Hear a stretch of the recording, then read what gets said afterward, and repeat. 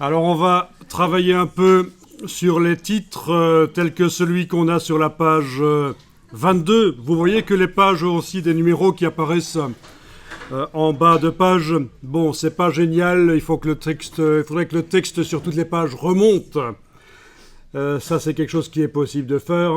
Et que les numéros remontent aussi. Il est trop près du bord de la page, mais enfin, en attendant, on va prendre les numérotations de pages telles qu'elles arrivent là. Donc, sur la page 22, pour arriver sur la page 22, vous avez la palette pages et il suffit peut-être de double-cliquer sur la page 22. Page 22. Voilà.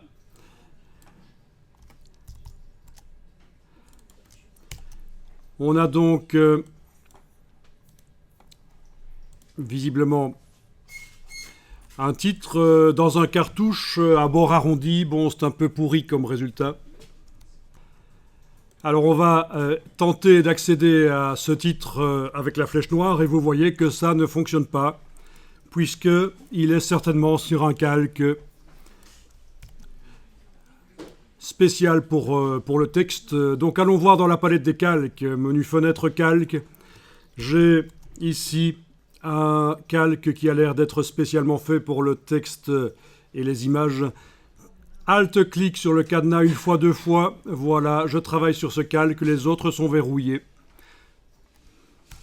Donc, qu'on soit dans Photoshop, Illustrator ou InDesign, les calques, ça sert à faire des documents complexes sans devoir se prendre la tête à savoir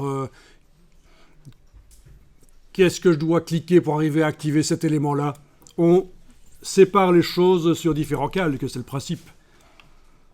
Alors, est-ce qu'on arrive à sélectionner ce bloc ici? Ça a l'air de fonctionner, oui. Donc, il s'agit d'un titre flottant. Il n'est pas dans le flux du texte.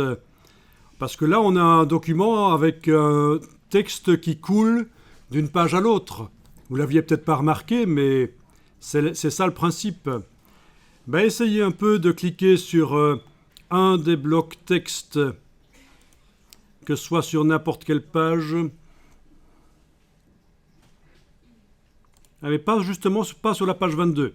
Mais c'est un début de texte. Mais sur les autres pages, si vous êtes en affichage normal, quand vous cliquez sur des blocs texte, vous voyez des lignes qui relient les blocs texte. Vous les voyez? Donc ça, c'est du flux de texte. Ok, même chose sur les pages précédentes. Ok, bon, d'accord. Donc, sur la page 22, ce n'est pas du texte chaîné. Quoique, si, entre le bloc de gauche et le bloc de droite, c'est un texte chaîné. Et alors là, on a un bloc à part, vraiment, pour le titre. Ok. Bon, ben, écoutez, on va enlever les attributs de couleur et d'arrondi sur ce bloc de texte. Donc déjà, quand vous l'activez, vous voyez dans la palette des outils que le fond, il est vert comme ça. Ben, écoutez, retirez le fond. Comme dans tout logiciel, comme dans Illustrator, on doit cliquer sur la diagonale pour enlever la couleur de fond, dans ce cas-ci. Ou alors dans le nuancier, menu fenêtre, couleur, nuancier. Dans le nuancier, on doit cliquer sur 100. SANS.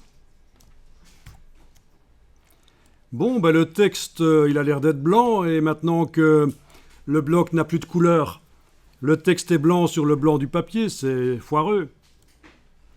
Donc on va changer la couleur du texte.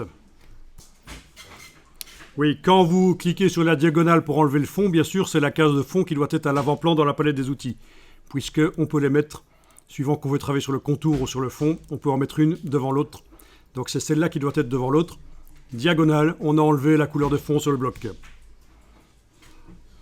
Ensuite, la couleur du texte, on va la changer. Alors, on peut indiquer ici qu'on va travailler sur, au lieu de travailler sur le bloc au niveau des couleurs, on va travailler sur le texte. Donc, enclencher le petit T ici. Le petit T ici. Je répète parce que certains sont certainement en train d'activer le petit T ici. Pas du tout. Le petit T ici. Du coup, vous pouvez appliquer une couleur par le nuancier, par exemple. Menu fenêtre, couleur nuancier, vous appliquez une couleur, mais par exemple le noir, ça pourrait être bien. Voire même le gris un peu, en choisissant du noir et en modifiant la teinte ici. Par exemple, je passe à 70%, touche tabulation, et voilà. Ou 70% pour ceux qui parlent français correctement. Voilà. Coup dur, hein? Deuxième coup dur de la journée. Est-ce que vous arrivez à faire ça sans problème? Modifier la couleur du texte. À, par exemple, 70% de teinte ou 70%. Est-ce que vous savez pourquoi il y a une différence entre les pays? Pourquoi est-ce qu'on dit 70 dans certains pays et 70 dans d'autres? Ou 90 ou 90? Vous savez pourquoi? Ça vient de l'historique au niveau de vraiment de très loin, du temps des Romains et des habitants de la Gaule. Ça dépend si on compte en utilisant les 10 doigts de sa main seulement, ou si on utilise aussi les 10 doigts des pieds.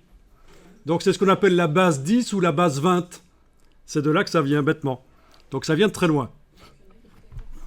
Alors, parenthèse fermée, c'est quand même mieux de dire d'une manière que d'une autre, et vous savez laquelle, sérieusement. Non, je rigole. Il n'y en a pas. Chacun fait comme il veut. Alors maintenant, on va peut-être... parce qu'un titre centré comme ceci, c'est vraiment foireux. D'autant plus qu'il n'est pas dans un cartouche. Le cartouche, c'était super moche. Hein. Mais enfin, ce serait peut-être bien de l'aligner quand même à gauche, comme... oui, l'aligner à gauche. Alors, on va aller dans la palette... alors, vous avez deux solutions. Soit, si vous avez l'outil texte activé et que vous avez cliqué quelque part dans le paragraphe... Oui, c'est un paragraphe. Pour InDesign, un titre, c'est un paragraphe. Avec l'outil texte, vous avez cliqué n'importe où dans ce paragraphe. InDesign sait que vous voulez le modifier. Vous avez normalement, et ce n'est pas le cas ici, où est-ce qu'elles sont passées, ma barre contrôle. Voilà, tiens, c'est marrant, pourquoi je ne l'avais pas? Ok, vous avez la barre contrôle qui, en fonction de l'outil activé, vous montre différentes options. Notamment ici, l'option qui m'intéresse, aligner à gauche. Est-ce que vous voyez votre barre contrôle? Ah, parce que chez moi, je ne la voyais pas. Alors, pour la voir, elle est quand même très utile. Et il faut aller dans le menu fenêtre jusqu'à la ligne contrôle. Voilà. Et vous avez cette barre qui apparaît. Et en fonction de l'outil que vous utilisez, elle va changer. Son contenu va changer. Vous pouvez tester en fonction de l'outil activé normalement. Quoique, pas trop ici. Ah si, quand même, ça dépend. Voilà. D'accord. En fait, cette barre contrôle ne fait que reprendre des choses qui existent dans les palettes ailleurs.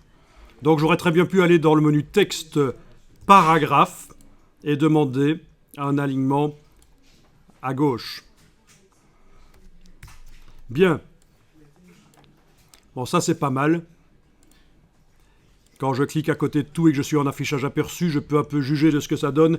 L'interlignage n'est pas assez grand sur le titre. C'est pas grave. Il faudrait peut-être que la première ligne soit décalée un peu plus vers la gauche par rapport à la deuxième ligne. Ce sont des détails par la suite. Ok. Alors, ça c'est déjà pas mal. Si vous êtes arrivé à faire ça, vous allez enregistrer le document. Enregistrer sous. Je change le nom à chaque fois que j'enregistre. C'est une sécurité parce qu'un document InDesign, c'est du XML, c'est très complexe.